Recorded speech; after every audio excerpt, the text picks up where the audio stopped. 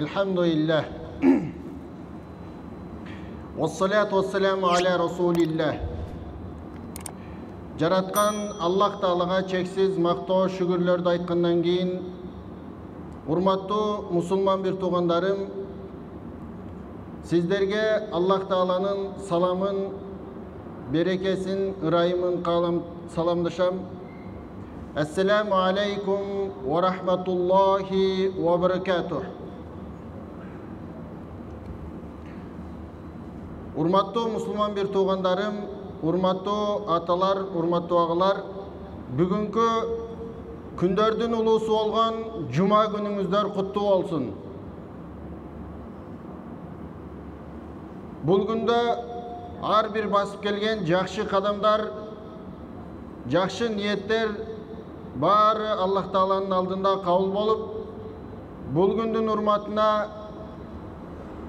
мурда жана кийинки бардык күнөөлөрүбүздү Аллах Таалам кечирип, ушул күндүн урматына чексиз соопторго жетүүнү Аллах Таалам ар бирибизге жана баарыбызга насип кылган болсун.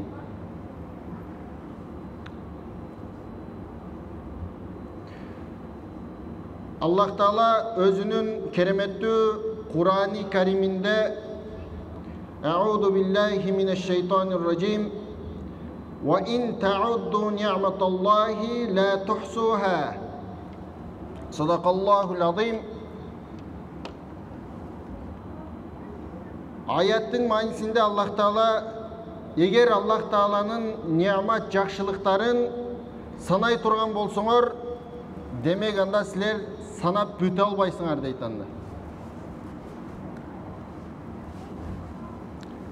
Аллах Тааланын бизге берген жакшылыктарын эгер санай турган болсоңор, анда санап бүтө албайсыңар дейт.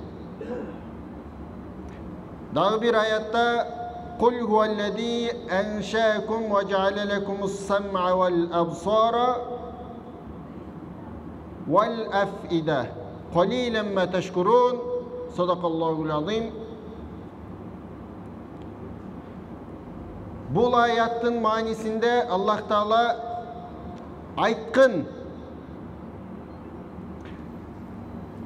Аллах Таала ал силерди жаратып, кулак, көз жана жүрөк берди дейт.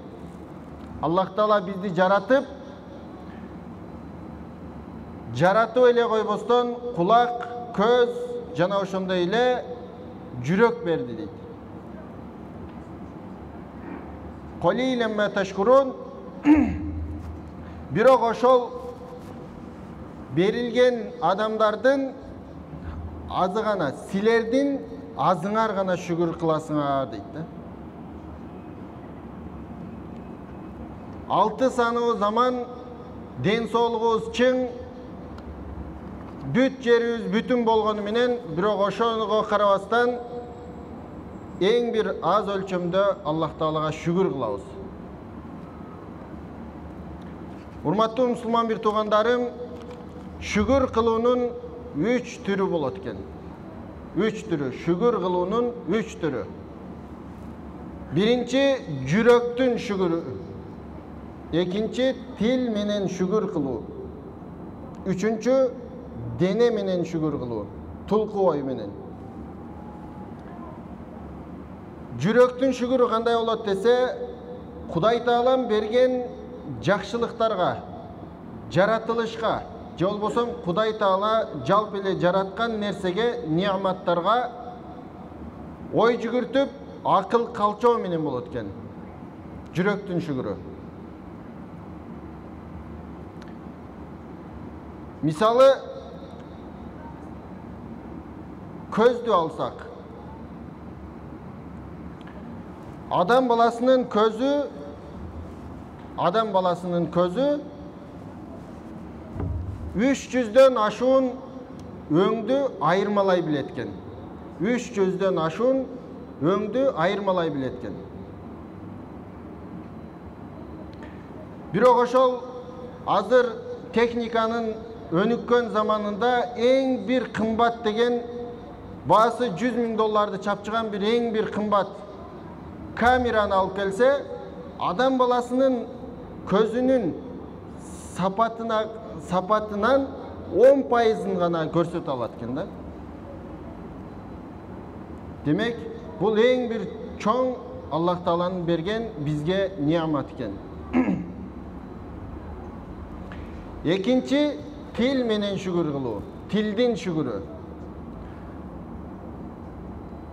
Ал кандай болот десе, ал Аллах Тааланы эстөө, Аллах Тааланы зикир кылуу менен шүгүр кылабыз. Субханалла дейбиз, Аллаху акбар дейбиз, Элхамдулилла дейбиз, Астагфирулла дейбиз.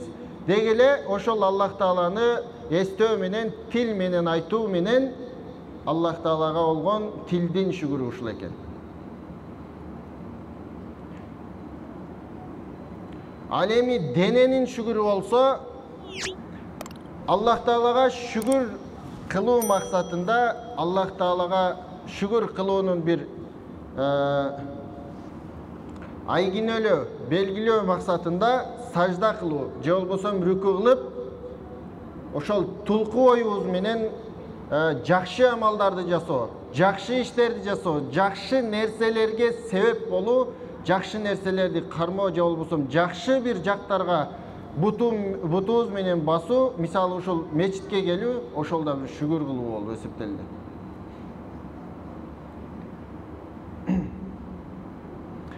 Урматтуу мусулман бир туугандарым, биз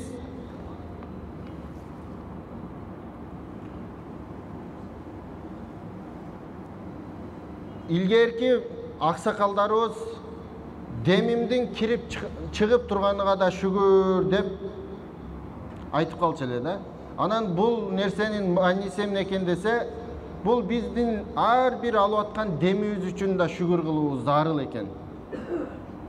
Элестетиңиз, эгерде сиздин демиңизди бир 10 секундка Аллах Таала токтотуп койду да. Элестетиңиз, демди 10 секундка эле токтотуп койду. Аллах Таала сиз жөнүндө унутуп калды да.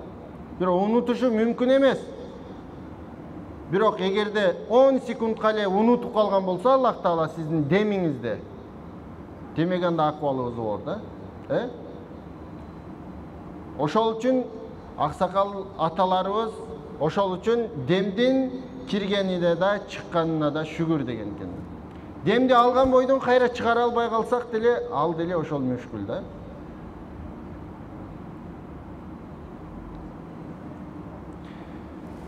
Эми элибизде айтат го, ден соолук бул биринчи байлык дейт эмеспи? Ден соолукка да шүгүр келтирүүбүз керек экен. Анткени бул ден соолук эң бир чоң байлык. Анткени ден соолугуң болбосо эч ким эмессиң, эч нерсе кыла албайсың да. Бүгүнкү күндө Кудайга шүгүр, колубуз иштеп атат, бутубуз менен басып атабыз, көзүбүз көрүп атат, дем алып атабыз.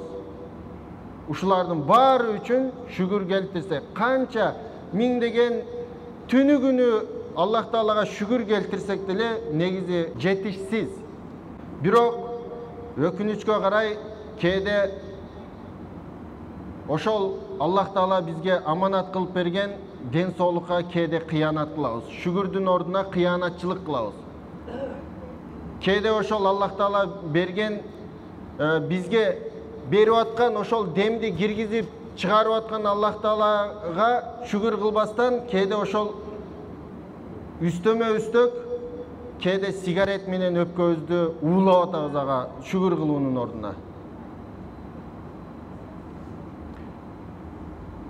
Же болбосо ошол эле адалдан таап келип ырыскы жеп атабыз, бирок ошол эле кезде кээде оозубузга насвай атып коюп атабыз.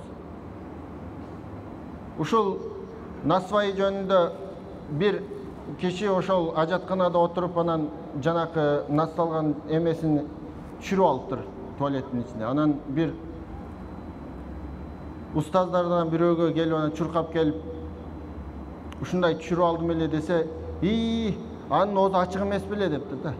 Десе, жок, оозу жабык эле десе, Кудайга шүгүр дептир. Эмнеге мындай дедиңиз десе, анткени оозу ачык болуп тигинин ичиндегилер түшүп калса туалетти булгамак экен деген экен да. Чын ушундай деген экен. Демек ал өтө начар нерсе деген сөз да. Кээде ошол нерсени оозубузга салып атпайбызбы?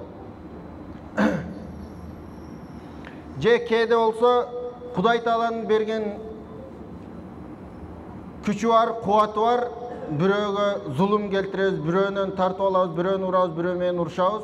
Бул да болсо туура эмес нерсе. Кээде көзүбүздү арамдан сактабай, кээде көзүбүздү арам менен булгап атабыз. Бул да болсо же болбосо Кудай үчүн канча мүнөт, күнүнө бир 15 мүнөт отуруп басып зикир кыла албайбыз да, бирок 15 мүнөт эмес 150 мүнөт деле олтуруп бирөөнү жамандагандан тажабайбыз да. Бирок 10 мүнөт эгерде Аллах Таалага зикир кылып олтуруп калган болсок, анда бир өмүр отуруп койгондой сезилип кетет да бизгечи.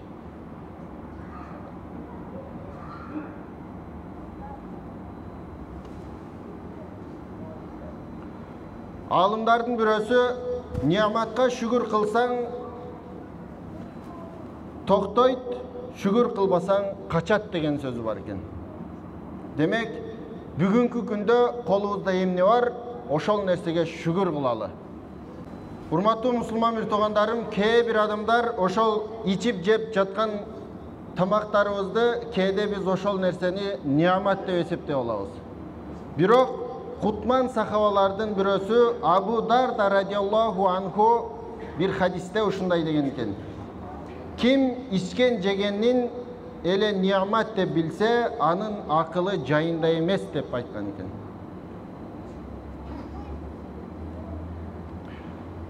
Жана айтып өткөндөй эле, Аллах Таала Кур'ан-ы Керимде бизге нияматтарын саны өтө көп, бирок бендеси аны санап бүтө албайт дедик да.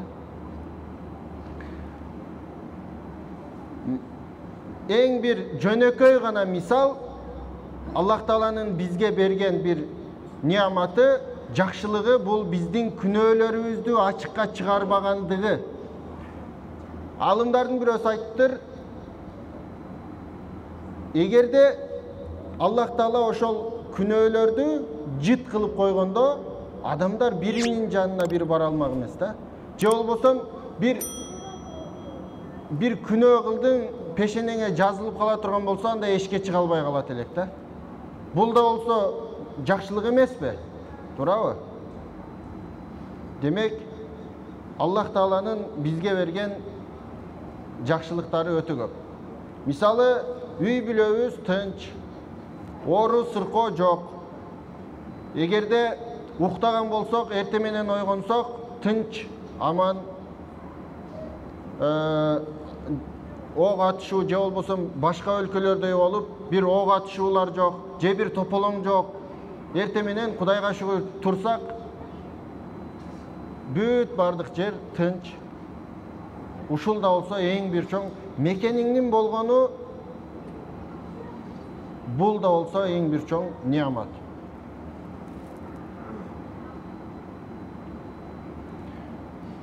Эми бирок ошол нерселерге биз карабай, кээде Аллах Таалага нал иткенбиз. Алла, менде кичине эле кыйынчылык болуп калды. Биз Аллах, ушундай кыйынчылык болуп калды деп Аллах Таалага мындай нал ит экенбиз. Биз бейшүгүр пенделер экенбиз да. Аны эскерип Аллах Таала Кур'ан-ы Керимде «Иннел инсана ли роббихи леканут». Чындыгында инсан жараткан ээсинде арыздануучу деп бизди белгилеп кеткен да. Бир алымга ушундай бир арыз муңу көп, мен балдарым майда, анан кийин 6 балам бар, үйүм жок, тигиндей мындай деп анан бир адам толгон токой бир проблемалар менен бир жөн эле мындай аракет кылса эле чечилип кала турчу бир проблемалар менен келип, толгон токой проблема кылып бир алымга айтып берип атат дейт да. Ошондо жанакы алым баарын уккан кезде анан ушундай деди: макул, бул нерселер материалдык, muhtaçlıklar köygöylөр eкен. Meyli bul nerseni çetse olur. Bir gana yol var. Sen mağa aldığı közüngdü 100.000 dirhamga satasın mı deptir da. 100.000 dirhamды sağa bersem, sen muhtaçlıklarını bütürü menen dağı özüne artık kalat. Oşonda janagı kişi yok, men 100.000 dirhamga bere albayım közümdü dedi. Oşonda alım aytты, demek aldığınday 100.000 dirhamdan sende ekö var. Kalganın aytpay эле koyun dedi de. Misalı kolunu sırasa olmak, butun sırasa olmak, büt bardığı misalı. Bular bir özüüzdün turuşuuz kança da. Demek den soğluktu Allah Taala'nın bergen bizge niyamatların satı ala albayбыз. Peygamberimiz sallallahu aleyhi ve sellem uşul жерден bir nerseni belgilep ayta keteyин. Урматтуу musulman bir tuğandarım, Peygamberimizin hadisinde kelgen bul. Kaçan gana Peygamberimiz aleyhisselam'dın atı atalgan kezde sırtыңыздардан, eğer bolboso ar bir jolu ustazlarыбыз bayan kılganda je bir жерден угуп kalganda Muhammed aleyhisselam'dın atı aytılgan kezde aga salam aytыңыздар. Анткени бул өтө көп кездешчү нерсе. Телефон açsak деле Muhammed aleyhisselam дейт. Ошол кезде ар дайым өзүңүздөрдүн ичиңиздерден кайталап салам айтыңыздар. An Abi Abbas radıyallahu anhu ta'ala anhuma قال النبي sallallahu aleyhi ve sellem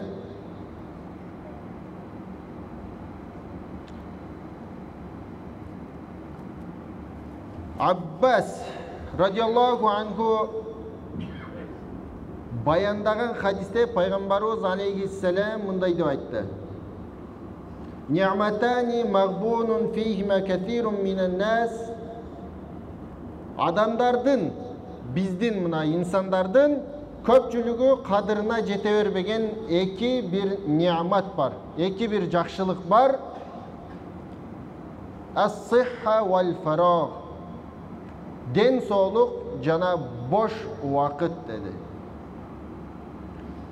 Урматтуу musulman bir tuğan, demek den soğluğuz bugün jakşı, demek en bir çoğun jakşılık Allah Taala'nın bizge bergen jakşılığı bul den soğluk. Ekincisi boş vakit.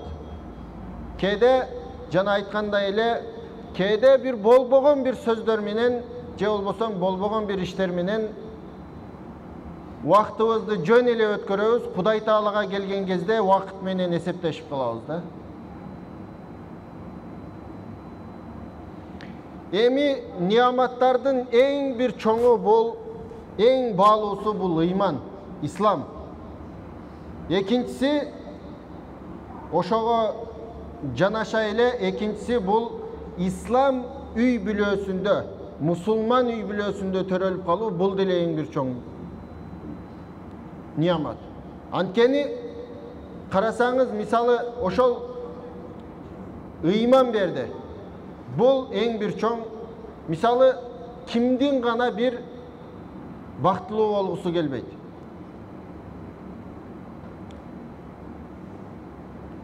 Barыбыздын maksatыбыз bir, tilegimiz bir, jolubuz bir, oşol beyişke girүү. Oşol Allah Taala bizdi jaratуу menен bizge imanды bергeni bul en bir çoğun baylık. Antkeni misalı başka dindin öküldörü dele uşunday bir alar dele ibadat kılat, alar dele ümit kılat jakşılıktan. Bирок алар туура эмес. Biz Kudayga şükür İslam üy bülödö biz özübüz tandap algan jokпуз. Misalı musulman üy bülödö törөлүp kalayın dep biz özübüz tandap algan jokпуз. Allah Taala bizdi kaaladı, bizdi jakşı gördü. Musulmandın üy bülösündө töröltüp koydu, östürüp koydu. Demek bul en bir çoğun jakşılık. Allah Taala bugünkü kutlu cuma günüңүздөрдү берекелүү кылсын. Бул күндө басып келген кадамдарга чексиз соопторду берип, күнөөлөрүбүздү кечирип, Аллах Таалам эң бир сүйкүмдүү пенделеринин арасына кошсун. Аллах Таалам бүгүн кылган ар бир жакшы ой, тилек, максаттарыңыздарды кабыл кылып, жүрөгүңүздөрдүн түпкүрүндө кандай бир жакшы ой, максаттар, тилектер болгон болсо, Аллах Таалам баарын кабыл кылып, ошондой эле орундаткан болсун. Бүгүнкү жума күнүңүздөр куттуу болсун. Ассаламу алейкум ва рахматуллахи ва баракатух.